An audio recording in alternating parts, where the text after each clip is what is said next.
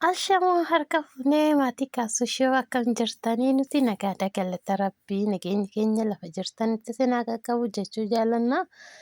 Egaa har'as deebinee dhufee jira. Adduma kiyya nu fagaa kaasuu fi mucaan kiyya illee amma maayii kana na wajjin hojjechuu dhiisanii ani adduma kiyya amma mucayyoon tiyya naa guddachaa jirti waaqayyoo jedhe ishee wajjin dhufna gara fuulduraatti jechuudha. Wanta haaraa qabannee ishee wajjin dhufuu dandeenya. Inna akkam jirta si fayyuma keessanii nuti nagaadha.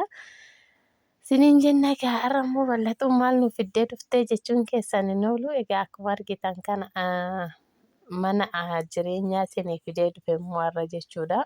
Mana baay'ee bareedduu taate egaa gatiin ishiis akkasuma guddaa miti jechuudha. Erga samuunatti guddaa isinii fidaa kan waagaan isaatillee samaayii ba'ee abidda nyaate kun immoo waagaan isaatis guddaa miti haa ta'u waagaan isaatis gatii manni isaa madaalawaadha jechuudha.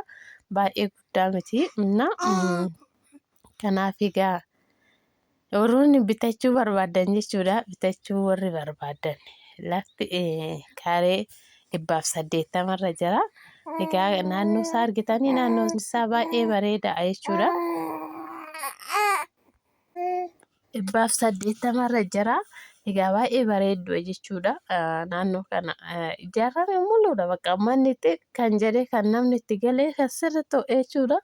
Innaa kanaaf egaa waan hundumaa ni qaba. Akkuma argitanii bishaan naannoo san jira bishaan isinitti hin galle malee gibbii sanitti hin galle malee jechuudha. Innaa kinooti kootta jiman ol seenna baay'ee tokko bareedduu dhugaa dubbachuudhaaf. Kanaa jechuudha baay'ee bareedduu ataakiltiin illee ayina ta'an jira achi keessatti jechuudha.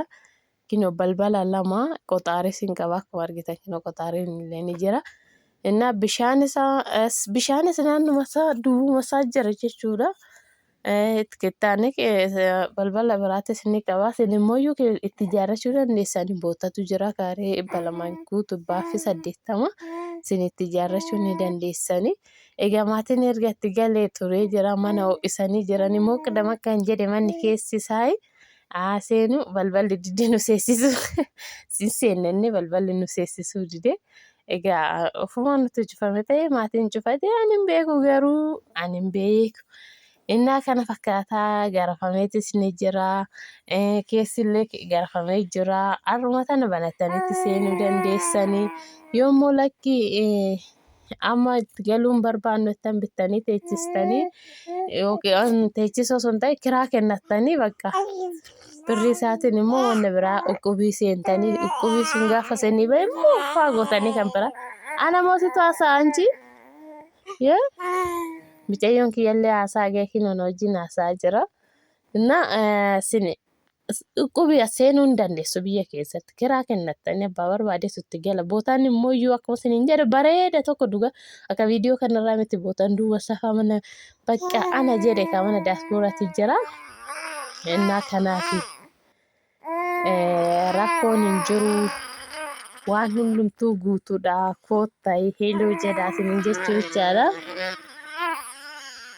Egaa dhiifama isin gaafachaa yeroo hundumaa jechuudha. Takka mucaa kiyyatu na rabbashaa takka mucayyoo kiyyatu na rabbashaa haati daa'imaa akkanuma kinu haati daa'imaa akkanuma waan ta'eef innaa kanas isiniin jira.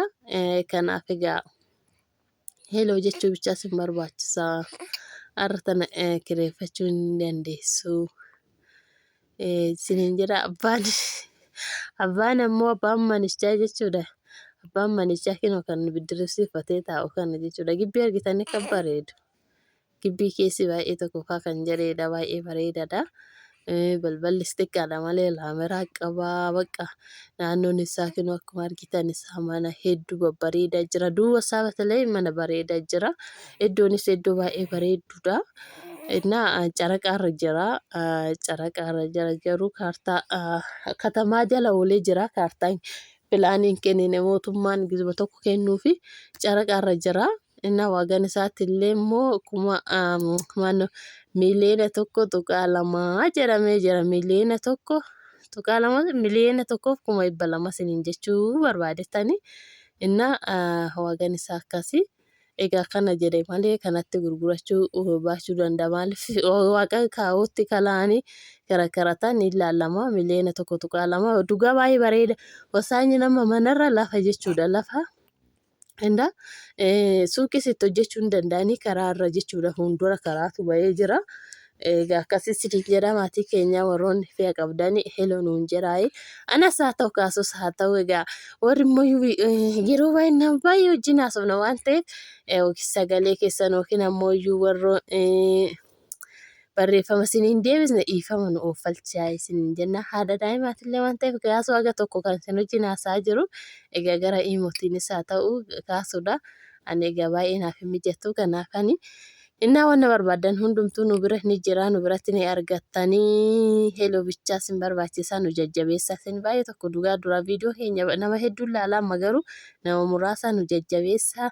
Nuti isin jaalannaa nu jajjabeessaa isiniin jenna wanna barbaadan immoo heloo jedhaayi. Egaa kana fakkaata nagaa nuuf ta'a. Baay'ee baay'ee.